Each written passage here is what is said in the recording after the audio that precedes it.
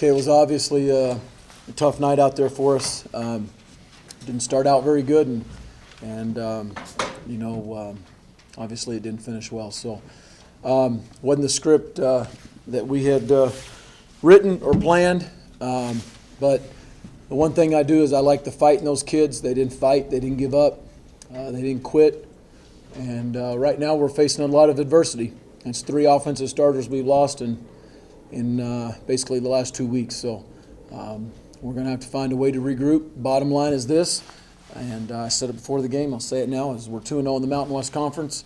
And to find a way to compete for that championship, we're going to have to regroup and win as a team. It's the greatest team sport ever invented, and not one kid can win it. And we've said that in this program, that we're not a bunch of individuals, and we're not about one kid, and so we're about to find out if we are or not. So I'll just open it up from there.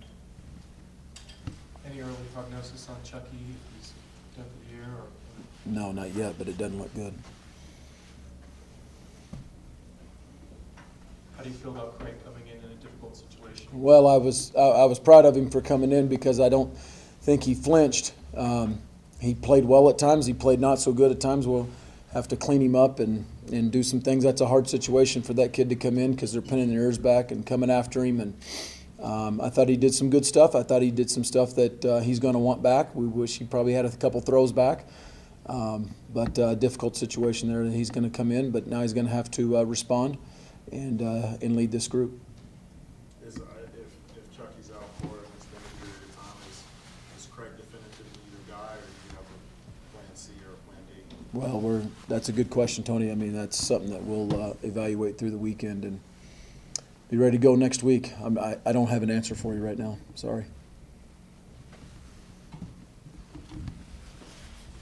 It seemed like for the most part, Coach, the defense did a pretty good job, but just gave up some big plays on some broken coverages. What was your assessment on those? Yeah, they did. Well, we turned a couple guys loose in scramble situations or bootleg situations, and you can't do that to put 2 guys on a safety. And I thought they bowed up in the red zone and played really tough at times. They got a couple stops, but they gave up shots in the back end, and we weren't doing anything on offense to keep pace anyway. So at that point, it obviously is just more salt in the wound a little bit right there. If Chuckie's going to be out an extended period, how much do you have to change the playbook, if at all? Well, we're going to have to fit it to Craig's strengths, to running back strengths, and play behind the big O line. And we're going to have to manufacture some points. We're going to have to find a way to score points, and it's going to have to be in the throwing game as well as the running game. So it'll be a good task for us this week coming up. Do you think your guys were just kind of just overall generally deflated after Chuckie went out, and it was kind of just tough to emotionally rebound from that? Well, no, I think there was a deflation a little bit in the whole stadium, but I don't think that we totally went flat because I thought we continued to fight and to play well on both sides of the ball.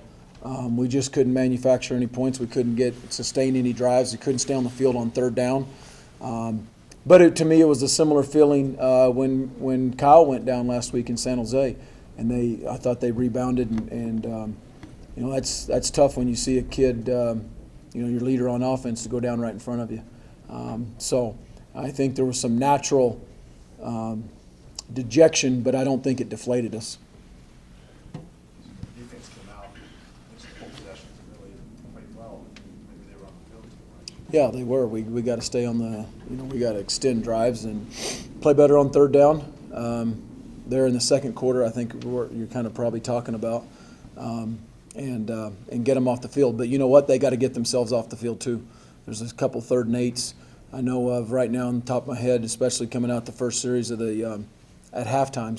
First series of the 3rd quarter, and they converted a 3rd and 8 right there on the out route right into our bench. And so it goes both ways. Offense has got to extend drives, and defense has to get themselves off. Coach, how disappointed are you guys? I know you come out and you're 2-0 in the Mountain West, but there was obviously a lot put into this game. How disappointed are you to lose to BYU again and in this fashion? No more disappointed than I was after the SC loss or the Utah loss, to be completely honest with you. I mean, we put everything we got into every single game plan. I mean, we game planned our tail off, whether it was Air Force or Weber State or or San Jose State. Every one of our kids prepare. They train. They practice. It doesn't matter who the opponent is at the end. Did we want to win? Yeah, absolutely. You're dadgum right we did.